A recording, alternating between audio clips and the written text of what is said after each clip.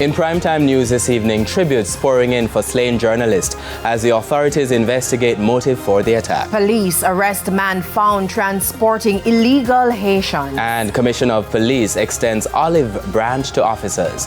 Good evening and welcome to primetime news on air and online at onespotmedia.com. I'm Archibald Gordon. And a special welcome also to our viewers on TVJ International in the Cayman Islands. I'm Janella Precious. And with a preview of what's to come in business news, here's Andrea Chisholm. Janella, with advancements in technology, businesses are urged to fast-track the use of artificial intelligence. Plus, it's a Wednesday, so I'll have the latest gas prices. And guess what? They're going up. I'll tell you by how much in the business day.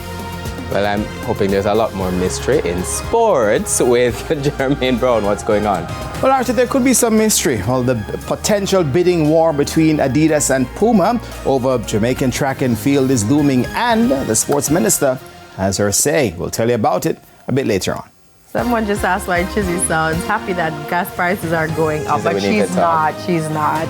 There's also sports commentary, E-Prime, and weather in this newscast. But before the break, the feedback question. So the question is really about whether you're laboring on Labor Day, and rather, do you think Labor Day has lost its significance? Give reasons for your answer. And you can share comments online, facebook.com/television Jamaica, and post on X at TVJ News Center.